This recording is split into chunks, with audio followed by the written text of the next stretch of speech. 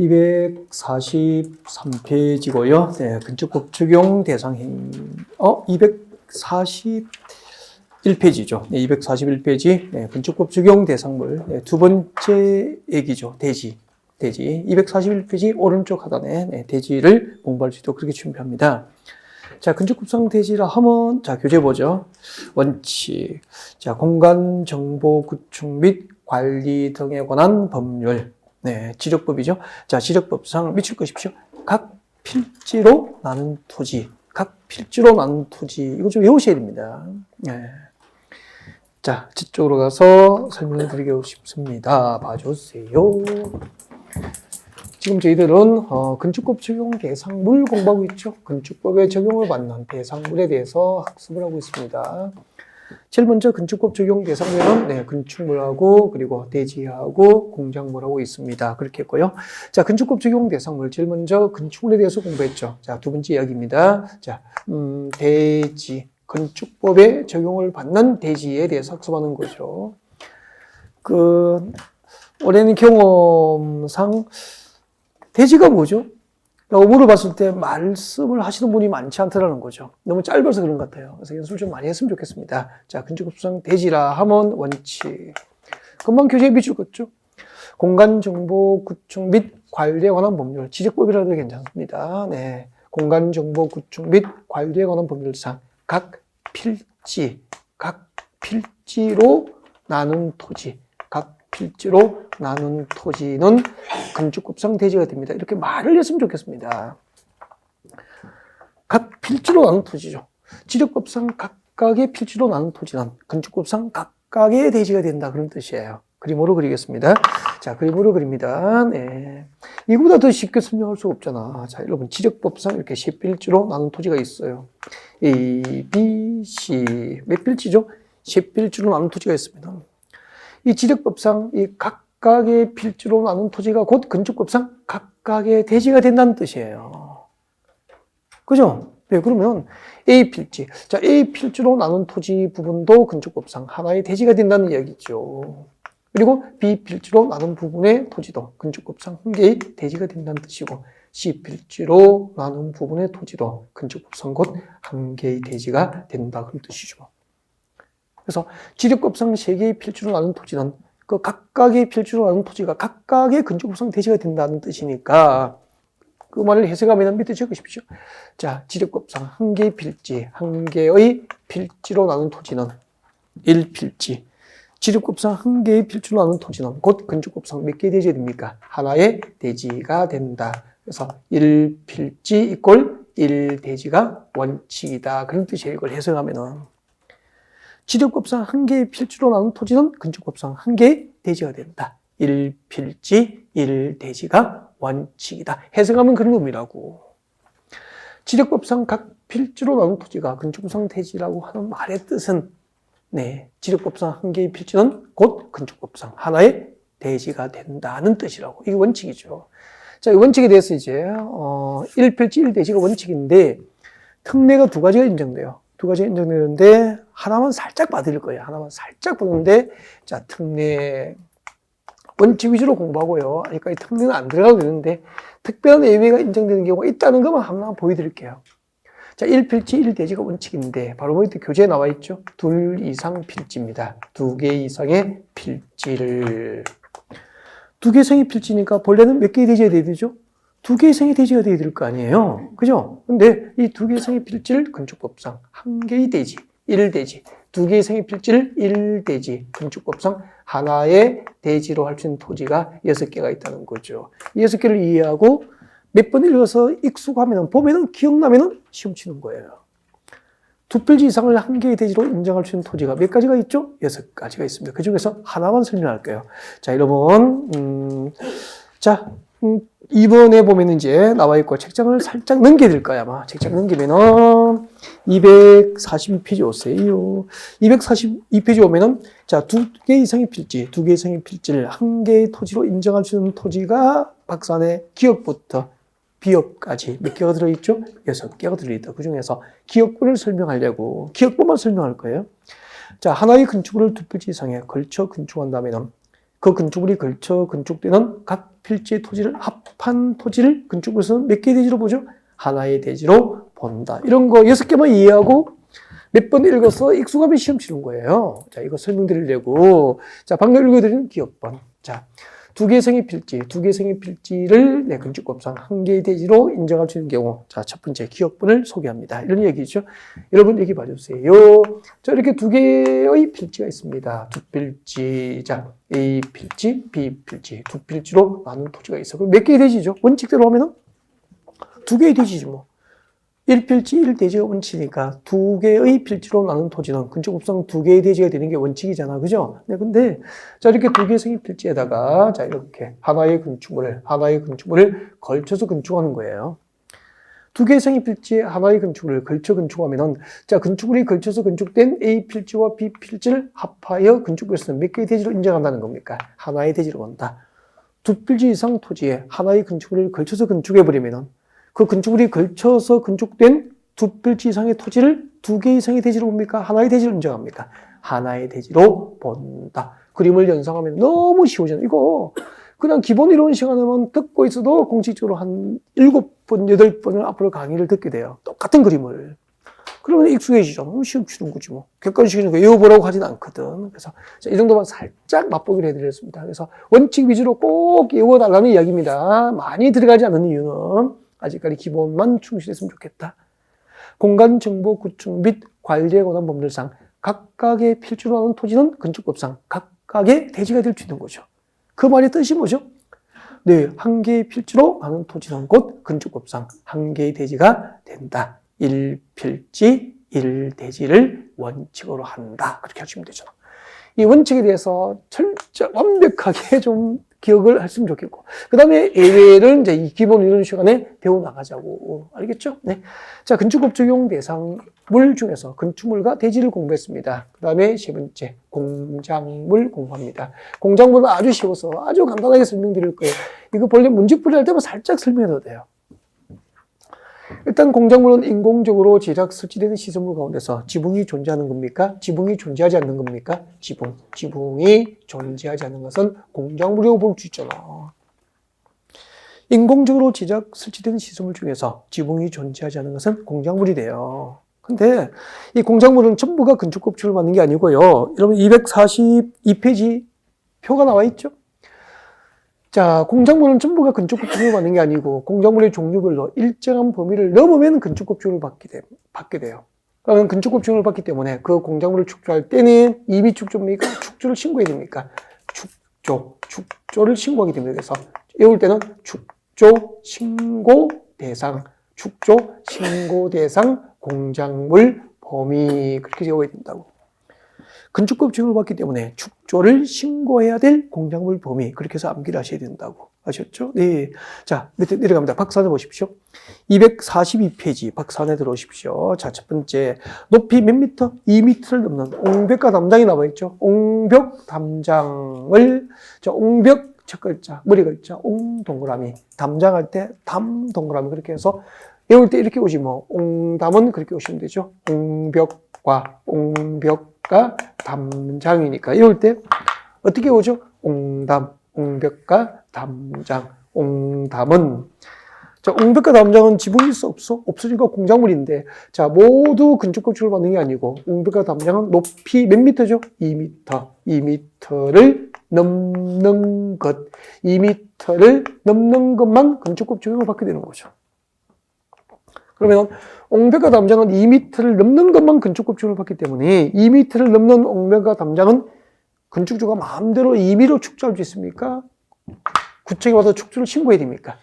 허가권자에게 축조를 신고해야 된다는 얘기예요. 그래서 옹벽과 담장은 축조 신고 대상은 2미터를 넘으면 축조 신고. 이걸 외우면 시험 치는 거예요. 너무 쉽잖아. 그래서 이건 문제풀이 할 때 들어도 괜찮다는 거죠. 그래서 저는 원리만 이렇게 가르쳐 드리죠. 외울 때는 옹담은 2m 그렇게 온다고. 그 다음에 강고탑, 강고판이라고 나와 있을 거예요. 동그라미 2번대로입니다. 높이 4m를 넘는 광고탑, 광고판 그렇게 나와 있죠. 광고탑 그리고 광고판 그렇게 돼 있을 거예요. 앞에 글자 동그라미 하시면 되죠. 광이 두 개니까 광광이잖아. 광광은, 광고탑, 광고파는 공작물로서 높이 몇 미터? 4미터. 4미터 넘는 것. 4미터를 넘는 것은 입이 축조입니까? 축조 신고 대상이 됩니까? 축조 신고 대상이 됩니다. 우리 뭐 도심과 부도심의 중요 사거리에 보면, 교차 사거리에 보면은 가끔 뭐 제 밑에 서울 시민의 날 이렇게 해서 광고탑을 세워두는 경우가 있습니다. 그죠? 이러면서 높이 몇 미터? 4미터 넘으면 건축법상 축조 신고 대상이 되는 거예요. 축조를 신고해야 될 대상이 된다. 그래서 옹담은 2미터, 광광은 4미터 이런 식으로 외워나가면 되는 거죠. 그래서 이런 것은 이 정도 원리를 설명하면 충분해요. 처음에는. 아직까지 뭐 암기 대상은 아니니까 네, 이렇게 설명합니다. 지금까지 우리는 건축법 적용 대상물 몇 개를 공부했죠? 3개. 건축법에 적용받는 대상물에는 무엇이 있죠? 건축물, 대지, 공작물. 제목 위주로, 목차 위주로 정리해 가면 돼요. 아직까지 내용을 깊게 들어가지는 않죠? 기본적인 것, 원칙하고 기본적인 위주로. 이거 누구나 외우면 된다고, 그다음부터 이제. 나는 문제풀이 할 때도 충분하다고. 지금 이거 외우고 있으면 안 되잖아. 목차나 어떤 체계를 잡아가고 기본적인 용어들에 충실하면 돼요. 자, 그 다음에 이제 두 번째. 건축법 적용 대상 행위. 여기 봐주세요. 앞에 봐주세요. 자, 건축법 적용을 받는 행위. 3가지가 있었죠. 무슨 행위가 있죠? 건축행위. 말해주세요. 무슨 행위가 있죠? 건축행위. 또 대수선. 대수선 행위가 있고 또 무엇이 있죠? 용도 변경. 용도 변경 행위. 그렇게 시겠죠. 앞 시간을 배우는데 막 찾아봐야 될까요? 교재 보면 되지 뭐.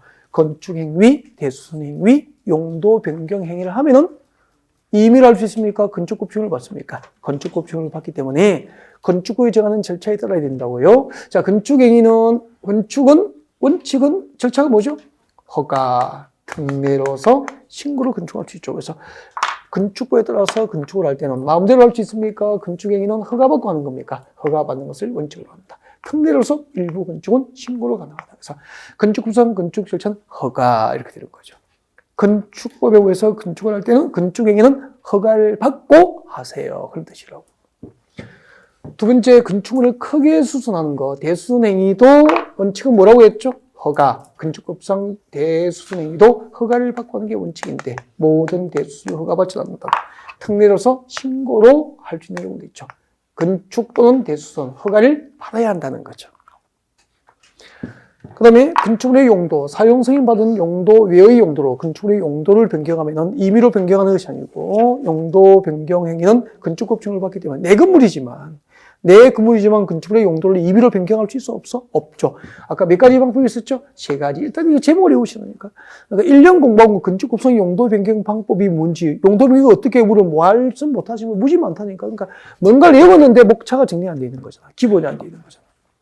건축물의 용도 변경 방법은요, 첫 번째, 허가를 받고 용도 변경할 수 있고요. 신고하고 용도 변경할 수 있고요. 구청에 가서 건축물 대장의 기재사항 변경을 통하여 용도 변경할 수 있다는 거죠.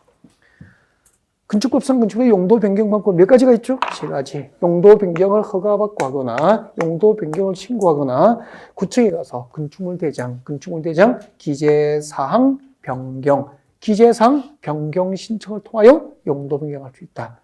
허가받고 할 수 있다, 신고하고 할 수 있다, 기재사항 변경 신청을 통하여 용도 변경할 수 있다. 잠시 뒤에 이제 배울 거예요. 어떤 경우에 허가받고 어떤 경우에는 건축물 대장 기재사항 변경을 신청하면 될까? 이런 거 배우게 되죠. 그러면은 제일 먼저, 자, 건축법 적용 대상 행위. 지금부터 건축 행위를 배우고 너무 중요해요. 건축 행위 5개는 거의 매년 출제를 합니다. 거의 매년 출제하는 상당히 난이도가 높다는 거죠. 그래서 교재를 혼자 외우신 분은 답 찾을 확률이 매우 떨어져요. 그래서 잘 듣고 이해하고 그 이해된 것을 반복해서 기억할 수 있도록 준비하시면 돼요. 그래서 자, 건축. 일단은 여러분 교재를 얼핏 보시면 되죠. 여러분 교재 243페이지 보시면은 건축법 적용 대상 행위 1번이 뭐죠? 건축. 아까 제가 이렇게 말씀드렸죠. 여보세요? 건축물을 축조하는 것은 건축이다. O 믿겠습니까? X라고 해요. 빵점이라니까. 건축물을 축조하는 게 건축이 아니에요. 건축법상 건축이라 하면 교재 보시면 되죠. 건축법상 건축이라 하면 5가지가 있어. 교재 보십시오. 신축, 정축, 개축, 재축, 이전. 이 5개를 건축이라고 한다고 국회에서 법률로 규정하고 있는 거야. 법으로 규정했어, 그냥. 건축법상 건축은 몇 개가 있죠? 5개. 신축, 정축, 개축, 재축, 이전을 건축이라고 하는 거예요. 그대로 하셔야 되고, 그럼 신축이 뭘까요? 잠깐만 이제 신축부터 해야 되는데, 신축이 뭐냐면은, 제가 제 교재를 왔다 갔다 하지 않고, 교재는 여러분이 보셔야 되고요. 네, 교재를 짚어가면서 수업을 들으시면 되는데, 신축이라는 잠깐 봐요. 우리가 국어적인 의미는 이렇게 하잖아. 건축물을 대지에 건축물을 새로 축조한 것은 신축이다. 그렇게 해야 되잖아. 근데 그렇게 하면 빵점이라는 거죠. 건축법이 정한 대로 신축의 개념을 바꾸고 가야 돼요. 새로 건축으로 축조하는 게 신축이 아니에요. 빵점이라니까. 0점을 줄 수 없다니까. 0점을 주면 되겠네. 1점을 줄 수 없다니까. 자, 신축이라 하면, 자, 이제 이러면 교재를 딱 짚어서 들으십시오. 2가지로 기억하십시오. 신축이란 건축물이 없는 대지에 새로이 건축물을 축조하는 것. 이것을 신축이라고 합니다. 하나 배웠죠. 그 신축이란 건축물이 있는 대지입니까? 없는 대지입니까? 건축물이 없는 대지에 새로이 건축물을 축조하는 것을 신축이라고 합니다. 딱 그대로 하지, 딱 그대로. 그러니까 건축물이 없는 대지니까 나대지잖아. 건축물이 없는 나대지에 건축물을 새로 축조해 무엇이 되죠? 신축이 되는 거죠. 그러니까 건축물이 없는 대지에 그 말이 빠지면은 신축이 법적으로 성립할 수 없는 거야. 밑줄 쭉 꺼서 자꾸 이걸 좀 외워야 됩니다. 처음에는 건축물이 없는 대지에 새로 건축물을 축조하는 것을 신축이라고 한다. 그렇게 되죠. 신축. 됐죠? 그 다음에 두 번째는, 자, 교재 잘 보세요. 제가 읽으면 밑줄 꺼도 괜찮은데, 부속 건축물이 있는 대지에. 찾으셨죠? 부속 건축물이 있는 대지에 주된 건축물. 부속 건축물이 있는 대지에 주된 건축물을 축조하는 것. 이것도 신축으로 봅니다. 그래서 기존 건축물이 있는데 무슨 건축물이라고요? 부속 건축물이죠. 부속 건축물이 있는 대지에 주된 건축물을 축조하는 것은 정축으로 봅니까? 신축으로 봅니까? 신축으로 보는 거죠. 신축의 개념은 몇 개가 있죠? 2가지. 이 2가지를 조금 살짝 외울 정도 돼야 돼. 외울 정도로. 건축물이 없는 나대지에 새로 건축물을 축조하거나 부속 건축물이 있는 대지에 주된 건축물을 축조하는 것을 신축이라고 한다. 이렇게. 2가지 됐습니까? 네. 자, 그 다음에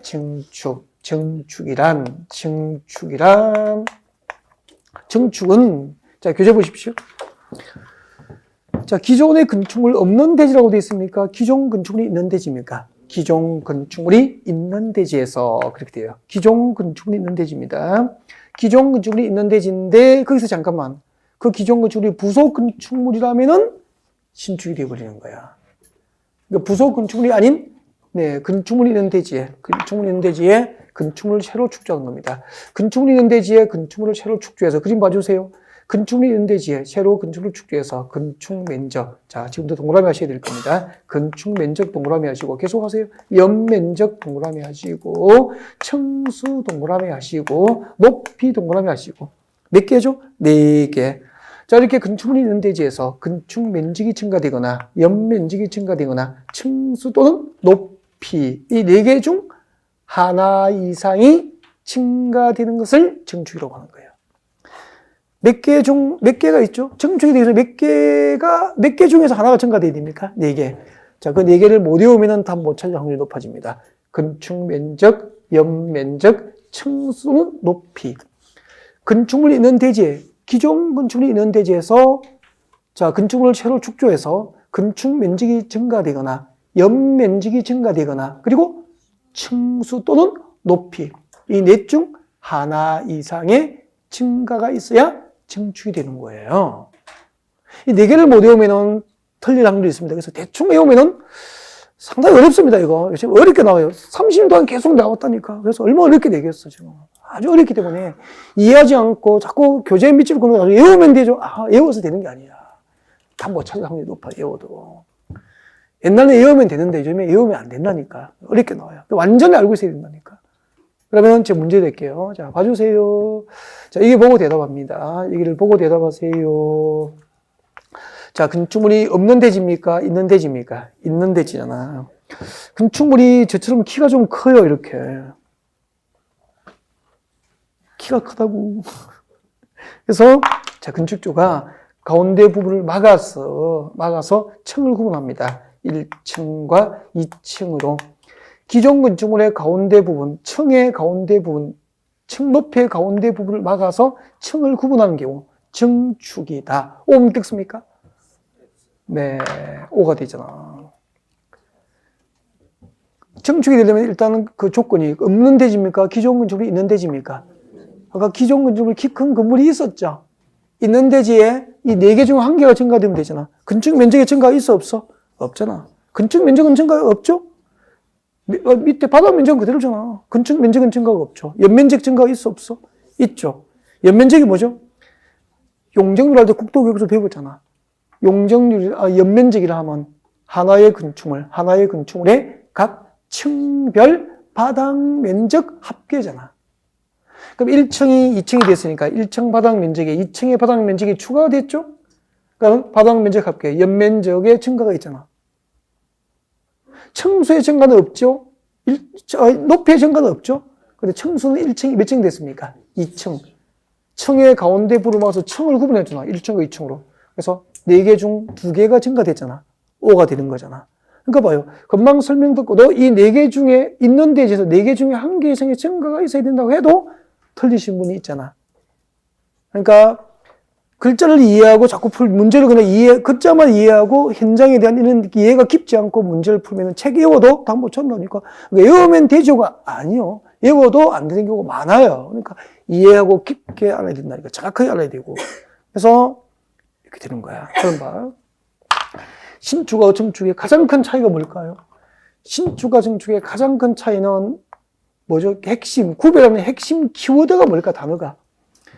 없는 대지의 축조하면 뭐죠? 신축.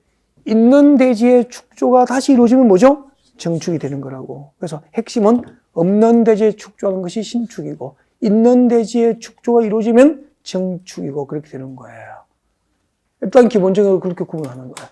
그러니까, 새로 건축물을 축조하는 것은 신축이다. 오, 믿겠습니까? X가 되는 거야. 새로 건축물을 축조했다고 신축이 되는 게 아니고, 건축물이 없는 대지에 새로 건축물을 축조해야 무엇이죠? 신축이 되고, 건축물이 있는 대지에 새로 건축물을 축조하면 무엇이 되는 거죠? 정축이 되어버리잖아. 완전히 개념이 달라지는 거잖아. 아셨죠? 네. 지금은 시작이기 때문에 금방 틀리신 분은 괜찮아. 아무 상관이 없는 거, 그죠? 틀려보니까 정확하게 알 수 있는 기회가 됐죠. 그래서 틀려보면서 정확하게 알고 본시험에서 맞추면 되니까 우리의 최종 목표는 본시험이거든. 그래서 아직까지 내년 3월달까지 실수도 괜찮다는 거죠. 그렇게 실수하면서 다시 배워가고 그렇게 되는 거니까 아셨죠? 네. 실망하거나 뭐 부끄러워하거나 민망해 하실 필요 전혀 없다는 거죠. 제가 마음속으로 좀 틀렸으면 하고 설명드린 거니까. 틀려보고 정확하게 알 수 있는 기회가 되니까 알겠죠? 네. 그래서 막 비가 나시고 하면 안 돼. 또 비가 난다 그러니까 더 막 웃기잖아. 그죠? 웃기려고. 그럴 뿐이 뭐가 있겠어. 이거 틀리고 뭐 비가 나겠어? 자, 그 다음에 신축, 증축. 그 다음에 개축 갑니다. 3번. 개축. 한자로는 무슨 개자 쓸까요? 고칠 개자 쓰겠죠. 네. 그러면 기존 건축물을 고쳐서 새로 축조하는 거. 이렇게 하면은 O 이렇게 X일까? X가 된다는 거죠. 개축이 무엇일까요? 자, 이런 교재 봅니다. 자, 개축은 기존 건축물 전부나 일부를 철거하고, 항상 교재 읽을 때 괄호가 나오면은 괄호 속에 건너뛰라고 했죠? 들어가면 안 돼요. 괄호 속에 제가 보십시오라고 할 때는 봐야 되는 거죠. 자, 기존 건축물이 있는 대지에서 기존 건축물 전부나 일부를 뭐하고? 철거하고. 철거도 뭐라고 하세요? 철거하고.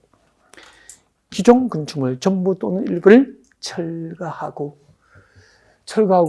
그 대지가 뭐죠? 기존 건축물이 철거된 대지잖아. 기존 건축물이 철거된 대지에 줄 것이십시오. 종전과 같은 규모 범위 줄 거예요. 종전과 같은 규모 범위. 종전과 같은 규모 범위에서 다시 축조하는 것을 무엇이라고 하죠? 개축이라고 그래요. 기존 건축물 전부 또는 일부를 철거하고, 그러니까 전부 철거도 되고 일부 철거도 되는 거예요. 기존 건축물 전부 또는 일부를 철거하고 그 대지에 기존 건축물이 철거된 대지에 종전과 같은 규모 범위에서 다시 축조하면은 개축이라고 합니다. 여기서 물어보겠습니다. 설명 들으세요. 이때 철거는 자연적 철거입니까? 인위적인 철거입니까? 그렇죠. 건축주가 인위적으로 철거한 거예요. 기존 건축물 전부나 일부를 건축주가 인위적으로 철거하고 그 대지, 기존 건축물이 철거된 대지에 철거된 종전건축물과 같은 규모 범위에서 같은 규모 범위 어떻게 해석할까? 철거된 종전건축물과 규모가 같거나 작아야 되는 거 아니에요?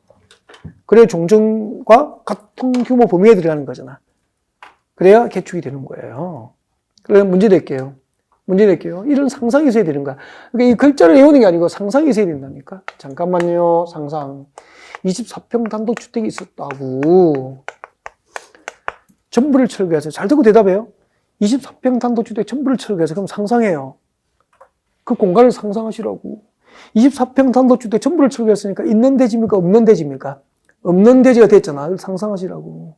이렇게 기존 건축물 전부를 철거하고 기존 건물이 없는 대지에 전부 철거해버리고 없는 대지에 철거된 종전건축물과 같은 규모 범위 안에서 철거된 24평 건물과 규모가 같거나 작게 축지되면 개축이야. 근데 전부 철거하고 종전 규모보다 크게 26평 단독주택을 축조해서 뭐죠? 신축이죠. 없는 대지에 크게 축조하면 뭐죠? 신축이죠. 금방 신축이라고 하신 분은 완전히 이해하신 거예요. 진짜 좋아요. 좋아요. 그렇게 해야 살아남는 거예요. 이 정도 이해하시면 돼요. 정말 잘하신 거예요. 다시 할게요. 근데 다시 합니다. 24평 단독주택 중에서 12평을 철거했어. 그럼 전부 철거입니까? 일부 철거입니까? 일부 철거니까 일부가 남아있잖아. 없는 대지입니까? 있는 대지입니까? 있는 대지잖아.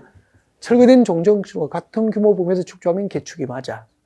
알겠죠? 근데 일부 철거하고 24평 중에서 12평만 철거하고 종전 규모보다 크게 축조해서 뭐죠? 정축. 있는 대지에 더 크게 축조하면 뭐죠? 정축. 정말 잘하신 거예요. 이 정도면 문제풀이 할 때 실력 정도 되는 거예요. 정말 잘하신 거예요. 좋아요. 아주 좋아요. 아유, 기분 좋아. 그럼 아주 좋았어. 그 다음에 재축이에요. 네, 재축. 네. 자, 기존 건축물 전부나 일부가 멸실됐죠. 전부 또는 일부가 멸실 동그라미 해주세요. 멸실. 기존 건축물 전부 또는 일부가 멸실됐습니다. 멸실. 여러분, 이때 멸실은 전부 또는 일부 멸실인데, 인위적 멸실입니까? 자연적인 멸실입니까? 자연적인 멸실인가? 홍수, 산사태 등으로, 그죠? 이렇게 화재 등으로 멸실된 거죠. 네.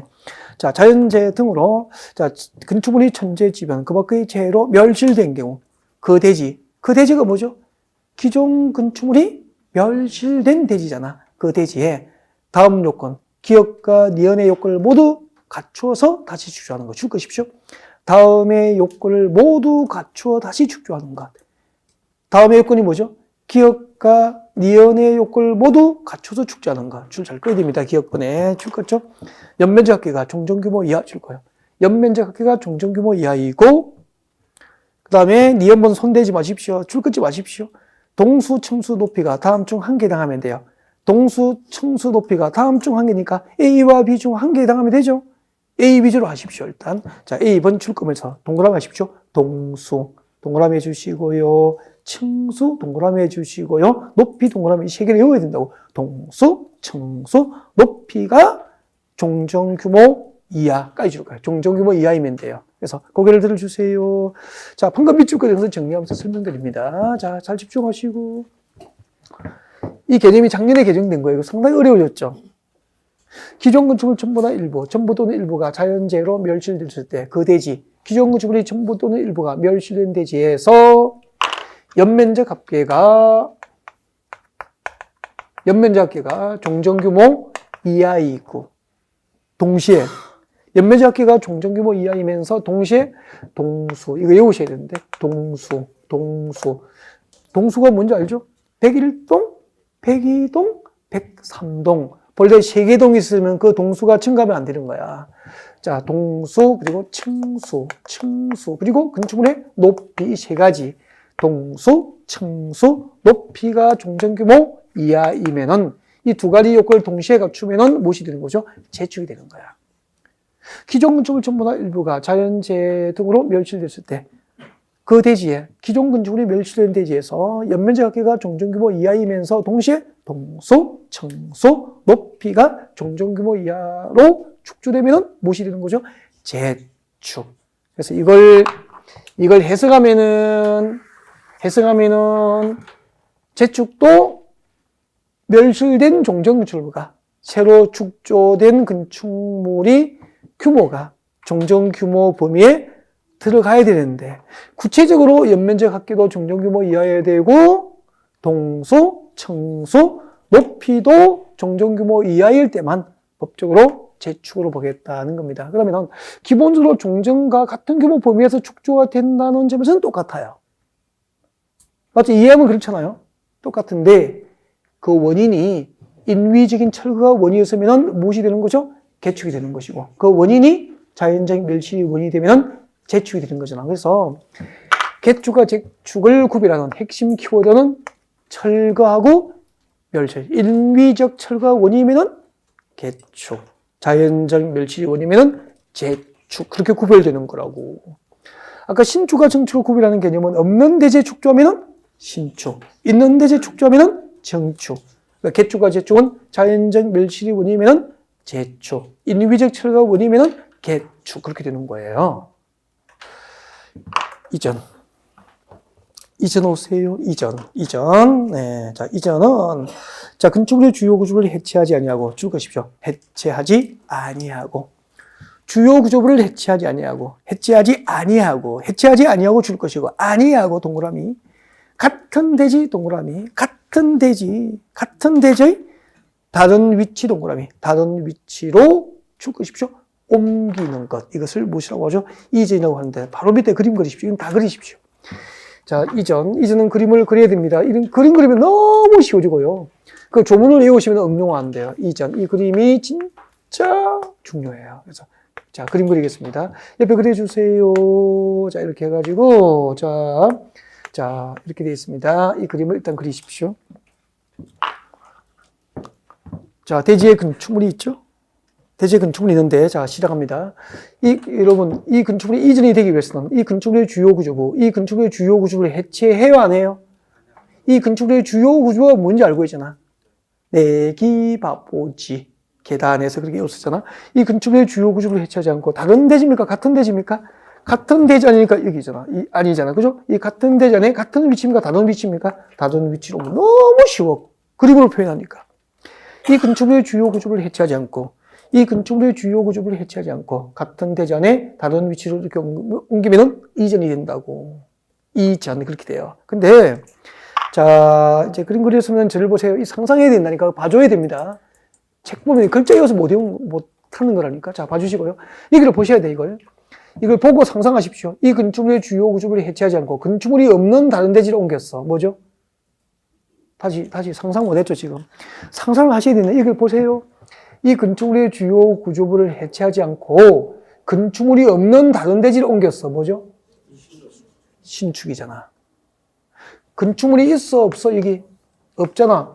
같은 대지입니까? 다른 대지입니까? 다른 대지. 이 건축물의 주요 구조를 해체하지 않고 건축물이 없는 다른 대지로 이렇게 옮겼다고. 이게 뭐죠? 없는 대지의 축조이 뭐죠? 신축이잖아. 그러니까 이 그림을 상상하지 못한 자는 답을 못 찾는 거예요.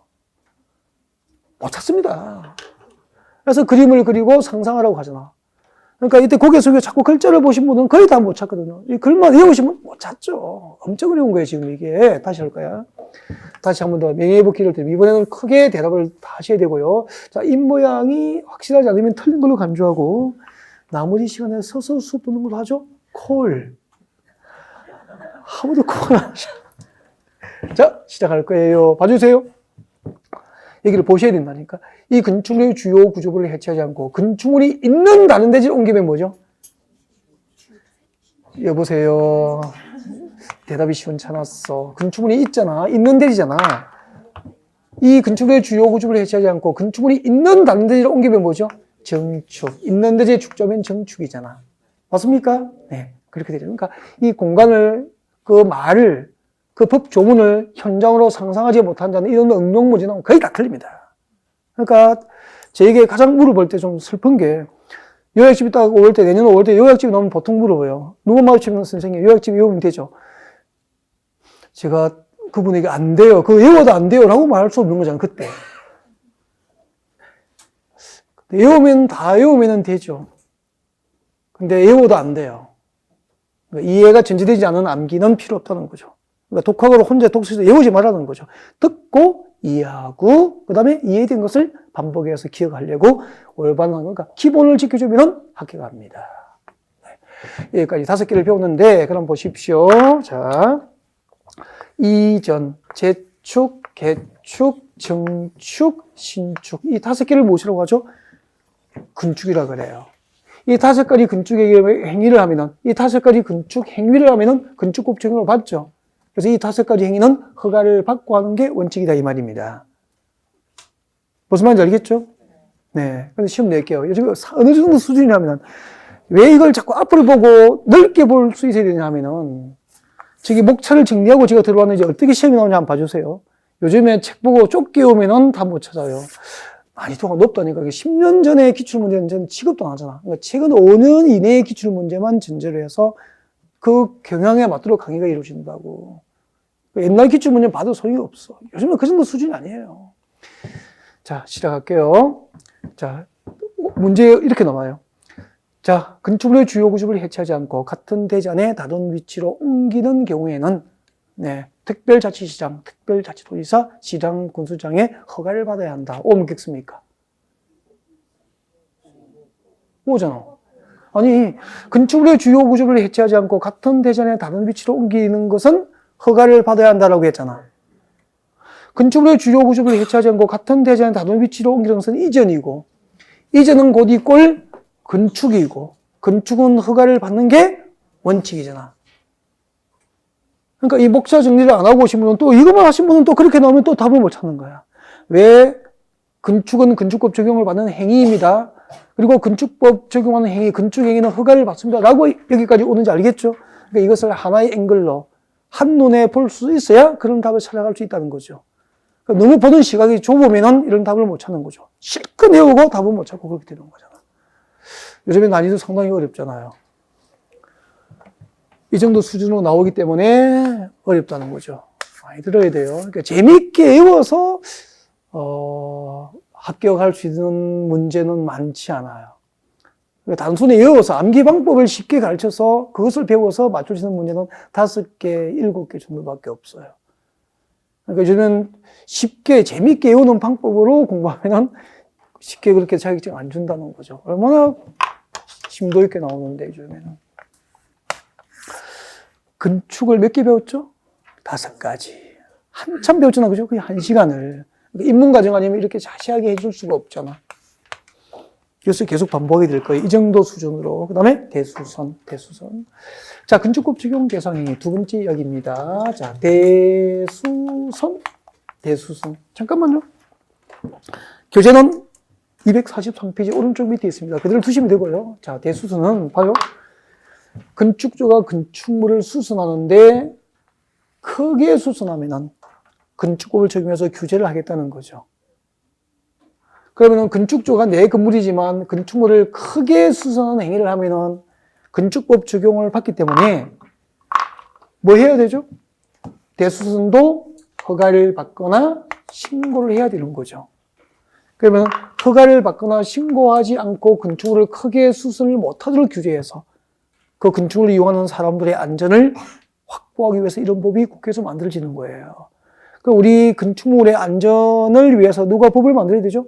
국회에서 이런 법안들을 끊임없이 생산해야 되고 그 법이 잘 집행되는 정부가 관리하고 감독하고 그런 거잖아요. 행정부에서. 그러니까 국민의 안전을 지켜주는 것은 누구의 책임입니까? 정부하고 이런 입법을 하는 국회의 공동 책임인 거예요. 이런 제도를 만들어야 되고 국회에서 끊임없이 안전한 제도가 가능하도록 만들어야 되고 그것을 잘 실행될 수 있도록 집행될 수 있도록 행정부는 잘 집행하고 감독을 잘 해야 되고 그래야 이제 국민의 안전이 지켜지는 거죠. 그런 거구나. 자, 그러면은 어느 정도 크게 수선해야 대수선인지 그 기준은 객관적이 되죠. 그래서 우리 건축부에서는 다음에 해당하는 행위 정도를 하면은 대수선에 해당한다고 객관적으로 국회에서 법률을 만들게 된 거예요. 그래서 국회에서 이 정도 수선하면 대수선이라고 규정한 대수선 행위를 지금도 배우는 거예요. 그래서 이 정도 설명하면 나머지는 외우면 된다는 거죠. 9가지의 대수선 행위를 규정하고 있습니다. 국회에서. 법률로. 자, 보겠습니다. 책장 넘기면은 243페이지. 자, 대수선 행위의 범위를 법률로 규정한 게 몇 개가 있습니까? 9개. 이 9개를 외우면 시험 치는 거라고 이제. 근데 너무 쉬워요. 너무 쉬운데 지금 이거 9개를 외우고 있을 필요는 없죠. 항상 이해하고 그 다음에 몇 번 반복해서 객관식이니까 책도 보고 외우지 않더라도 답 찾을 수 있다니까. 몇 번 반복해서 이해하면 되는 거죠. 그래서 2개 정도를 설명할 거예요. 나머지 원리가 똑같아요. 자, 1번 같이 보겠습니다. 자, 1번에 내력벽을 일단 동그라미 합니다. 오늘 내력벽을 배웠죠? 내력벽 배웠잖아. 건축 구성 주요 구조부 할 때 내력벽을 배우셨습니다. 견딜 내자의 힘력자. 그래서 철근 들어가는 콘크리트 구조로 된 단단한 벽은 내력벽이고 그냥 칸막이 벽은 비내력벽이고 그렇게 설명드렸을 거예요. 이 내력벽을 뭐 하면은 증설 해체하면은 대수선이에요. 증설 해체하거나 나 뒤에 다 끊어주세요. 여기까지 뭐죠? 대수선입니다. 여러분 내력벽을 증설하고 해체하면 뭐죠? 대수선이 되는 거죠. 그 다음에 그 벽 면적이니까 그 벽 면적은 무슨 벽이죠? 내력벽이죠. 내력벽의 벽 면적은 얼마라고 되어 있습니까? 30제곱미터 이상, 30제곱미터 이상 수선하고 변경하는 것도 대수선이 되는 거예요. 내력벽의 벽 면적, 내력벽의 벽 면적 30제곱 이상을, 내력벽의 벽 면적 30제곱 이상을 수선 변경하는 것도 대수선 그렇게 되는 거예요. 그래서 이게 1번, 지금 동그라미 1번에서 대수선의 개념을 몇 가지 규정하고 있죠? 2가지. 내력벽을 증설 해체하면 대수선. 그리고 또 거기서 끝난 거예요. 그리고 그 내력벽의 벽 면적 30제곱 이상을 수선 변경하고 또 대수선이 된다는 거죠. 여기서 문제 되겠습니다. 자, 지금 설명드릴 거예요. 자, 일단은 고개를 드시고 여기 보고 대답하시면 돼요. 여기 보고 대답하면 머릿속에 외우고 있는 거하고 똑같은 거잖아. 그죠? 네. 그래서 외우면은 답을 다 찾게 되는지 한번 봐주십시오. 문제 나가겠습니다. 내력벽의 벽 면적 잘 보고 대답하셔야 돼요. 내력벽의 벽 면적 10제곱미터를 해체하는 것은 대수선이다. O일까 X일까? O죠.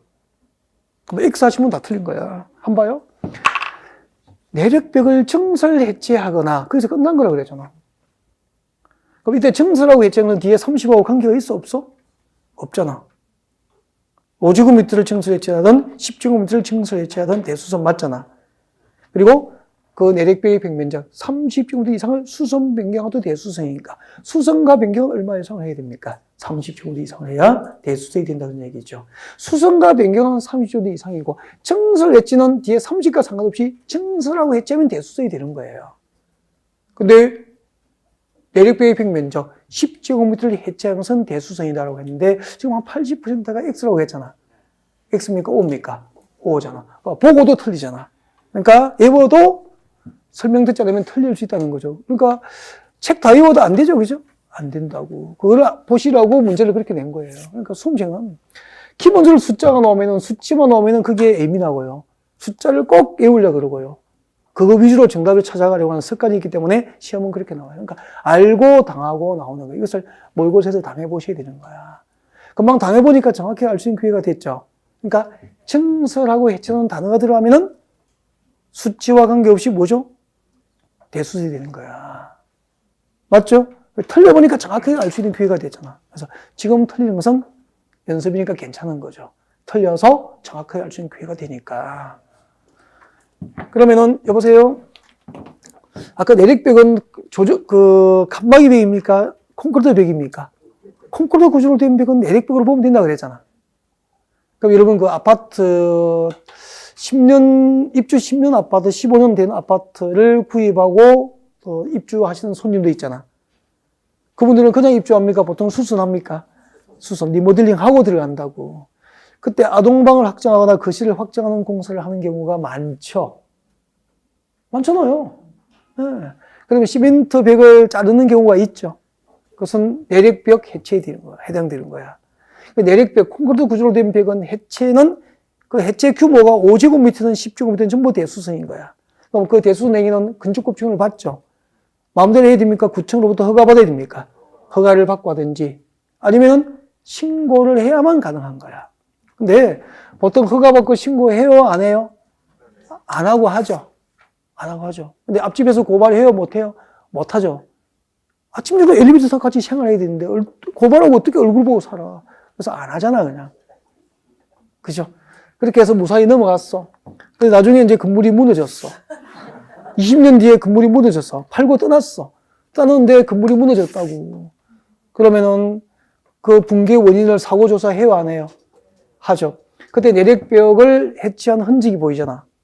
근데 구청에 허가나 신고 서류가 없잖아. 20년 전에. 그러면 그 건축주는 그 아파트 붕괴에 대한 민형사상 책임을 져야 되는 거예요. 그죠? 그러니까 다소 귀찮더라도 이렇게 중간에 이렇게 노후 아파트에 입주하신 손님에게는 리모델링 할 때 이 내력벽 해체 등에 대한 설명이 있었음이라고 저 밑에 계약서에 적어둬야 그 공인중개사도 중개대상물 확인 설명을 했다고 민형사상 책임을 면하게 되는 거라고. 그래서 이걸 실무에 필요하죠. 그래서 시험에 내는 거라고. 아, 그냥 공부하는 것이 아니구나. 실무적으로 다 활용되는 것들이구나. 사람 일은 알 수가 없는 거라고. 아, 내력벽을 증설 해체하면은 대수선. 내력벽의 평면적 30주 이상을 수선 변경하면 대수선. 그 다음에 두 번째. 2번까지 하면 실수를 잘 하잖아요. 나머지는 그냥 외워도 된다고, 이제. 2번. 기둥 동그라미?